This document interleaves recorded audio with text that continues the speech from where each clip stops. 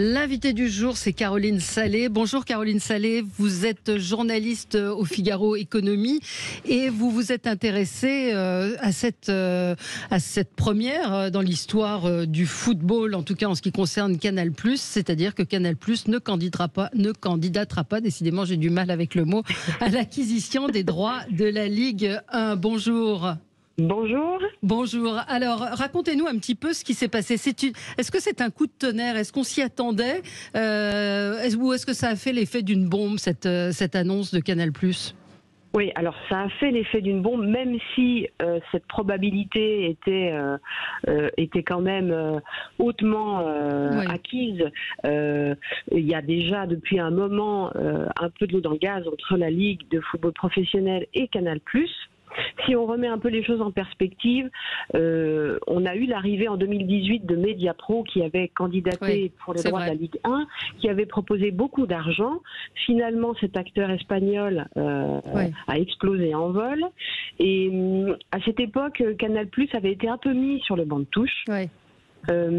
Au profit donc de ce nouvel entrant. Puis Amazon a repris un peu à la casse les droits du foot laissé par Mediapro, et là encore on s'est retrouvé dans une situation où finalement Amazon récupérait 80% des matchs de Ligue 1 pour 250 millions d'euros et Canal+ qui restait avec ses 20 plus belles rencontres mais qui payait 330 millions d'euros.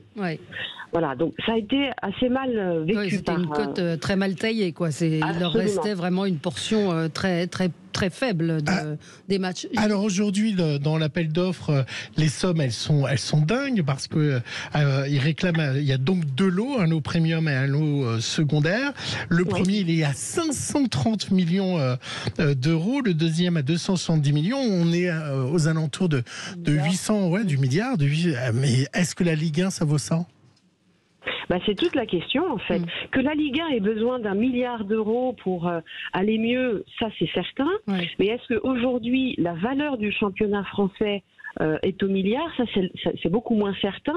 On peut notamment dire qu'il y a deux têtes d'affiche du championnat qui sont parties, c'est-à-dire Messi, Neymar notamment. On a une interrogation, une incertitude sur Mbappé l'année prochaine. On voit que les clubs, on a certains clubs qui vont assez mal. L'OL va mal. Ils sont en dernier, l'Olympique Lyonnais, c'est incroyable. Absolument. Il y a beaucoup de clubs en fait qui vont assez mal et au-delà du PSG, en gros, on n'a plus vraiment d'incertitude sur le spectacle. Le spectacle, oui. Le fait que donc Canal+, Maxime Saada, par son président, décide de ne pas candidater, c'est aussi parce qu'il s'estime floué par un deal, c'est-à-dire qu'il sous-entend que Amazon avait déjà conclu un accord avec la Ligue. Oui, alors ça, ce sont des affirmations que récuse totalement la Ligue de football professionnelle, Vincent Labrune. Je pense qu'il y a dans la déclaration de Maxime Saada, il y a plusieurs choses. La première, c'était de rendre un peu la monnaie de sa pièce à la Ligue de football. Il aurait très bien pu ne pas candidater à cet appel d'offres, mais ne pas le faire savoir. Là, il l'a fait savoir, et il l'a fait savoir très tôt dans le processus. Donc ça casse un peu l'évolution, l'intérêt de cet appel d'offres, parce que moins on a de candidats et moins les enchères peuvent monter. Donc je pense que là c'était entre guillemets un peu une vengeance de la part de Canal. Mais il n'y a pas que ça. Je pense que c'est aussi un moyen de faire savoir à d'autres candidats que c'est pas la peine de miser trop. Parce qu'en cas d'accord de distribution ou d'accord de sous-licence avec par exemple un DAZN, ou ça pourrait être un autre candidat qui récupère les droits, Canal+ a tout intérêt à ce que les prix soient orientés à la baisse. Lui récupérera après des matchs potentiellement moins chers. Mais est-ce qu'il y a un vrai impact sur les abonnés? Ça veut dire, est-ce que les abonnés de Canal+, qui a été sur d'autres sports maintenant, sont encore abonnés pour le sport et le cinéma et les séries, évidemment, qui ont pris de l'importance? Ou est-ce que finalement, Amazon, ça n'a pas fait trop de mal qu'ils aient une partie de la Ligue? Est-ce qu'il y a un intérêt de s'abonner? Est-ce qu'ils perdent des abonnés à cause de ça, pour faire un raccourci? Alors, c'est difficile de savoir précisément ça.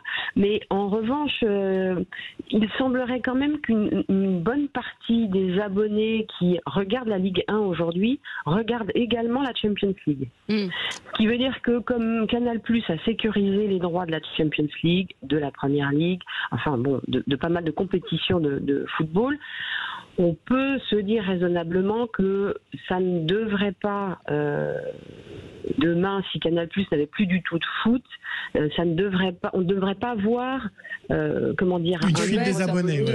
Voilà. Mais c'est vrai que sur la Ligue 1, vous l'évoquiez tout à l'heure, Canal+ n'en diffusait déjà pas beaucoup. Il y avait le match du vendredi soir et c'était à peu près tout, hein. Absolument. Alors non seulement ils n'en diffusaient pas beaucoup, mais alors en plus, ils ont totalement arrêté d'en faire la promotion. Ouais. Si vous regardez, ça fait longtemps qu'il n'y a pas de marketing autour de la promotion de la Ligue 1. Donc ça fait déjà très longtemps que la Ligue 1, dans les offres de Canal, est un peu mise de côté. Est-ce que ça peut faire baisser d'une manière plus générale le prix des droits? C'est ce que vous titriez dans ce que vous disiez dans un de vos articles, un cycle perdant, perdant, perdant. Ben alors, ça, c'est toute la question, c'est-à-dire moins d'argent, c'est potentiellement un spectacle de moins bonne qualité, parce que quand on regarde en tout cas l'argent qui est injecté dans d'autres clubs européens, il y a quand même une corrélation entre le spectacle sur le terrain, l'intérêt du spectacle et l'argent qui est dépensé. Et la France, de ce point de vue, est assez mal lotie, donc on est dans un cercle vicieux où moins d'argent, mais ça veut dire moins d'argent pour recruter de très bons joueurs, par exemple. Ouais. Ce qui veut dire moins d'intérêt peut-être pour le spectacle. Donc, bon, effectivement, dans ce cercle vicieux, tout le monde est perdant. Et Valérie, Canal+, qui a fait un joli coup, parce que Canal+ a sécurisé les droits de l'Arabie Saoudite. Vous avez vu que les plus grands joueurs, y compris certains joueurs français, sont partis là-bas. Donc le championnat d'Arabie Saoudite va être une curiosité avec tous les anciens et les anciens champions. Et ils ont sécurisé ça. Et ça, moi, je pense qu'il y a des gens qui sont prêts à payer pour revoir Benzema, pour revoir Messi, pour voir. Et puis, évidemment, il y aura beaucoup d'argent, donc beaucoup de choses autour du stade. Donc, ça, c'est la vraie bonne idée. Caroline. Oui, alors en fait, pour l'instant, l'audience est très minime, mais c'est vrai que à la différence de la Ligue 1, les stars, en fait, on a des stars du football qui sont maintenant partis et qu'on peut voir ailleurs. Donc c'est très malin de la part de Canal. Ça coûte pas cher à acheter, et puis ça peut faire un peu d'audience parce qu'on a effectivement des grands noms du football. À titre de comparaison, Caroline, je vous interromps. C'est combien le championnat de l'Arabie Saoudite ? Je l'ai plus en tête, là, je suis désolée. Mais on n'est pas du tout dans le même ordre de grandeur, absolument pas que les droits télé de la Ligue 1, ça c'est certain. Oui, alors un auditeur me dit de l'autre côté, TF1 a annoncé l'acquisition des droits de diffusion de l'intégralité de l'Euro du foot féminin en 2025. Donc là, sur TF1, il y a un retour effectivement du foot assez fort. Le foot féminin est moins regardé tout de même, mais en tout cas, visiblement, TF1 s'y intéresse.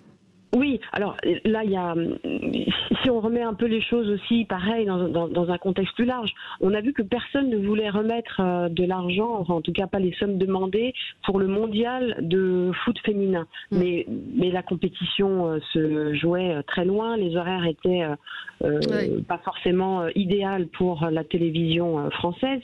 Voilà, là, on a quand même ça se tiendra en Suisse, donc pour nous, les horaires sont idéales. Et ça peut faire un peu d'audience et ça reste à des prix qui sont finalement assez bas. Donc on peut potentiellement les rentabiliser quand on s'appelle TF1. Est-ce que cette affaire entre la Ligue et Canal+ peut se terminer devant les tribunaux ? C'est possible. Probable.